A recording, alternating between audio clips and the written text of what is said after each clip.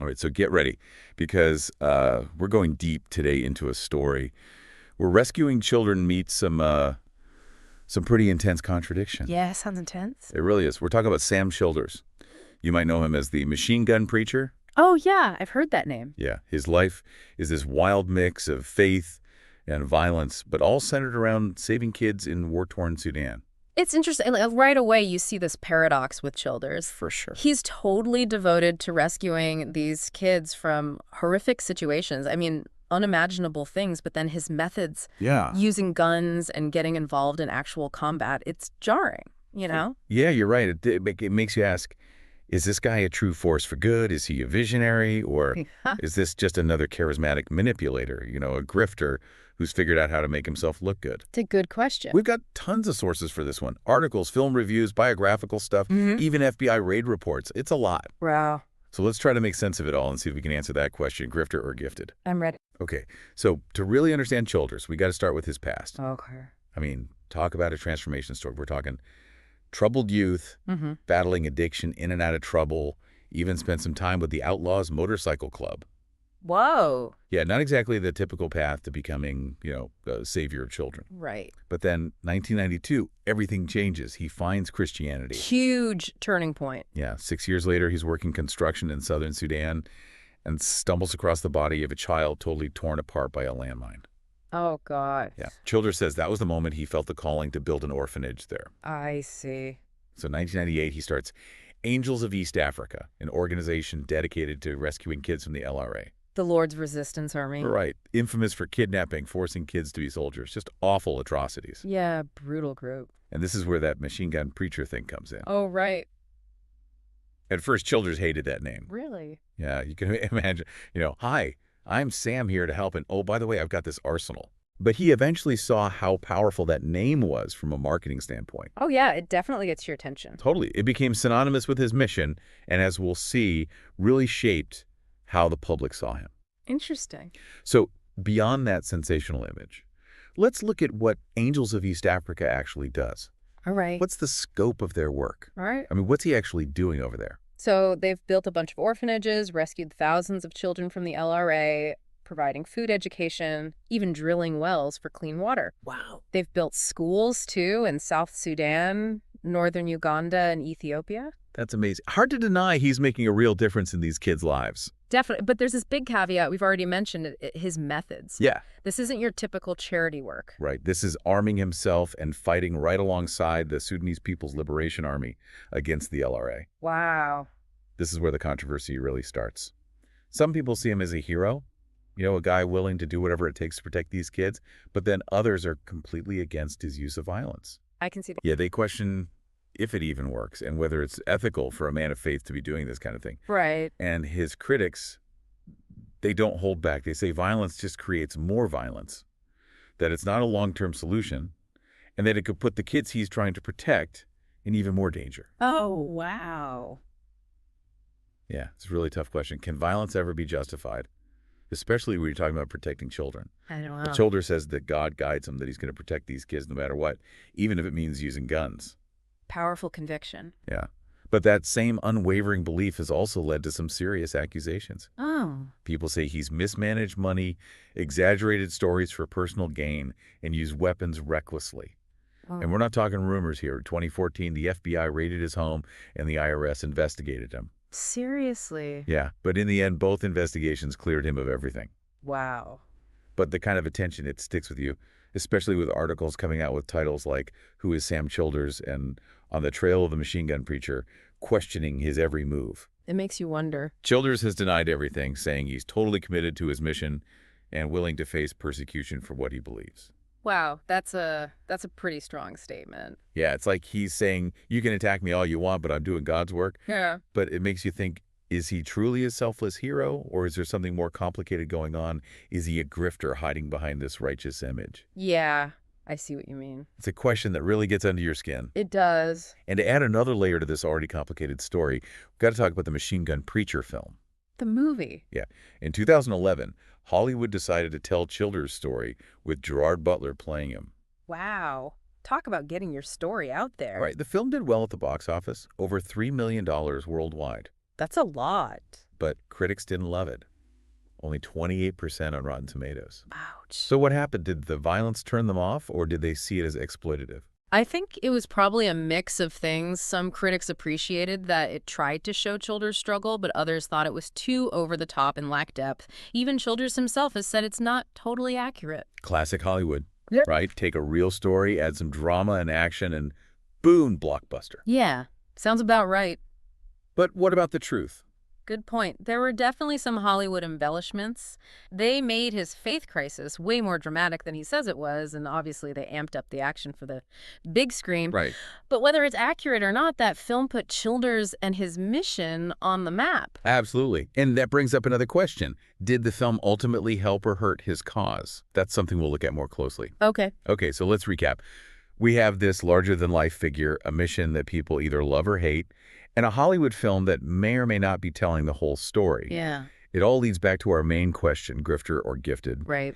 Is Sam Childers truly driven by compassion, or is he playing the media for his own benefit? Big question. To answer that, let's start by looking at what happened after the film came out. On the one hand, it definitely raised awareness about the horrible things happening to kids in war zones and brought in tons of new supporters and donations for Angels of East Africa. That's good. But did it also make violence seem glamorous and distort? Childers' message maybe attract the wrong kind of attention? Yeah, I see what you mean. And when you become more visible, you get more scrutiny.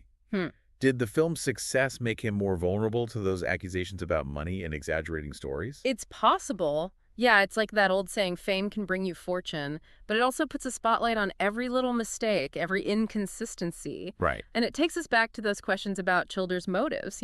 How much of this machine gun preacher thing is real and how much of it is just a story he's created to get attention and donations. He's admitted that he's played up that whole bad boy turned savior image, even said that the name itself was a marketing tactic. Yeah, he knows how to tell a good story. Remember, Childers came up during the rise of those televangelists, those preachers on TV who built these huge empires based on charisma and carefully crafted narratives. So he knows the game, but is that being smart or is it manipulation? It's a fine line. Exactly, and that's what makes this grifter-gifted thing so interesting. Yeah.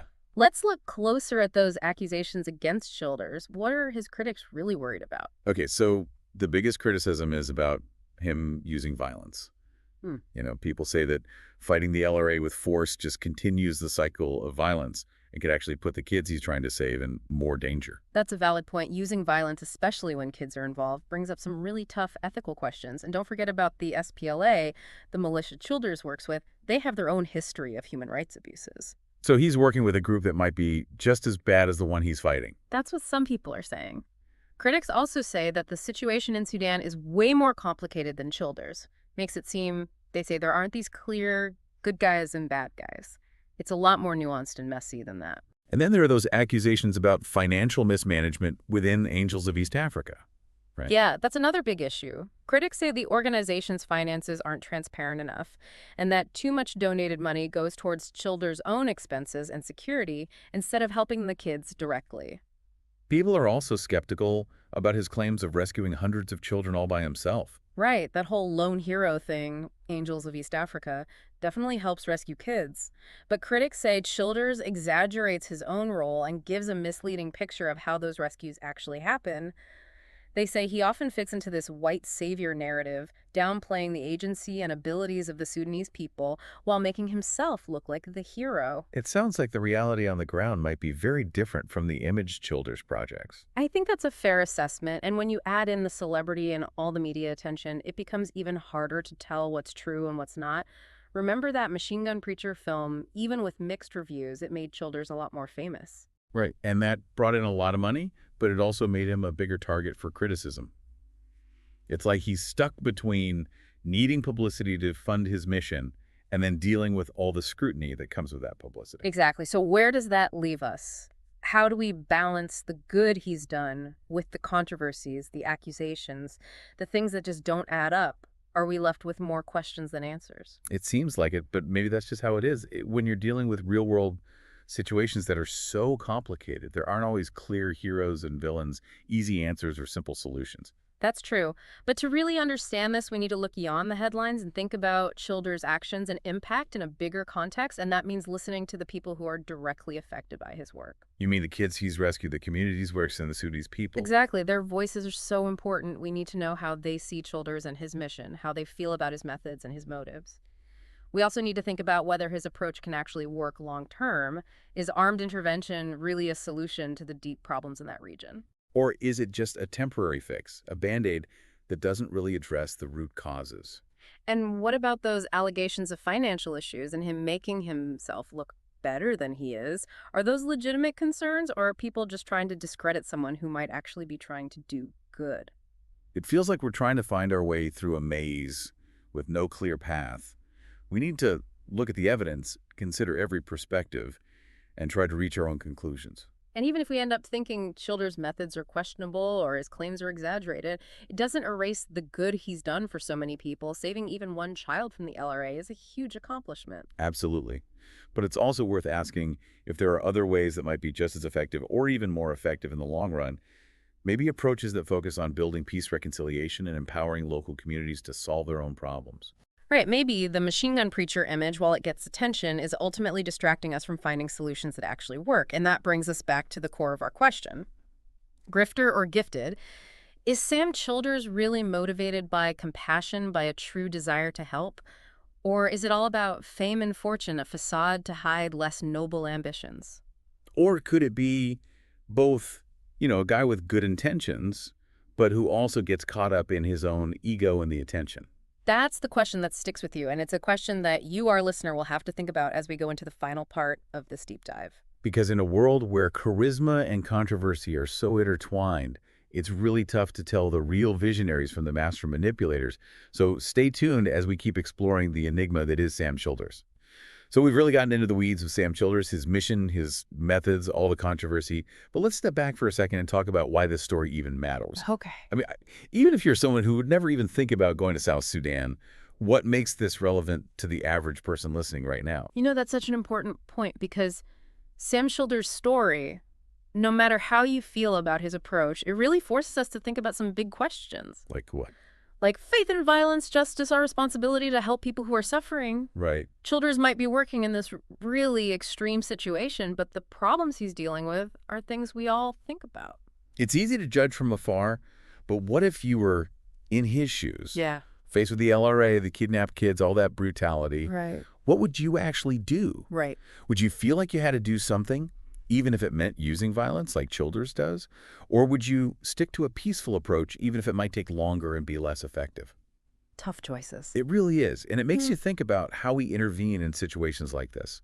What are the limits of compassion? Do the ends justify the means? Absolutely. It also brings up the whole issue of the West getting involved in conflicts like the one in South Sudan. Is Childers a hero for stepping in where governments and international organizations have failed, or is he just pushing this white savior idea that actually hurts local efforts for peace and self-reliance? And then there's the media. Yeah, how much did they create the machine gun preacher, this larger-than-life persona? Or were they just showing what was already there, a guy driven by this intense conviction? Yeah.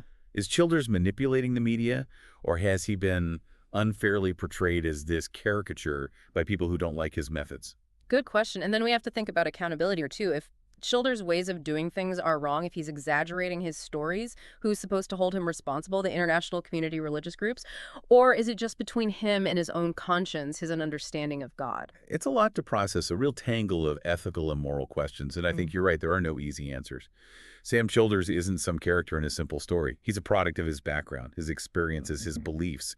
He's complicated, just like the world is. And what's so interesting is that even now, Childers seems to be changing, moving away from that machine gun preacher image. He's focusing more on preaching on sustainable development projects like farming and job training. Is this real growth a sign that he's understanding the situation better? Or is it just a way to rebrand himself, avoid criticism, and appeal to more people? Hard to know what's really going on in someone's heart. Yeah. But it does make you wonder about human nature. Yeah. Can people truly change? Can someone who is so caught up in violence, who had that warrior mentality, actually become a force for peace. And if so, what does that change actually look like? Does it mean saying sorry for what you've done, asking for forgiveness, making things right, or is it enough to just go in a different direction, dedicate yourself to a new path? Those are questions people have been asking forever, philosophers, theologians, everyday people. And they're questions we all deal with as we grow and change and hopefully become better versions of ourselves.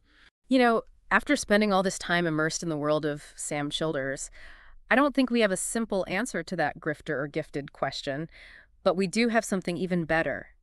A much deeper understanding of how complicated it is to try to do good in a world that's often broken and unfair. It reminds us that good intentions don't always mean you're doing the right thing, that helping others is rarely simple, and that even people with the best intentions can make mistakes. They can be inspiring and controversial at the same time. It's so true. And in a world where we're constantly bombarded with information, where it's easy to judge based on headlines and sound bites, it's more important than ever to look beyond those simple stories and accept that things are messy, that the human experience is complex. Right. Sam Childers represents that messiness. He makes us think critically, question what we believe, and confront uncomfortable truths. And I think that's the biggest takeaway from all of this. The world isn't black and white, and neither are the people in it. Well said. And on that note, that's our deep dive into the complicated world of Sam Childers, the machine gun preacher. Thanks for joining us.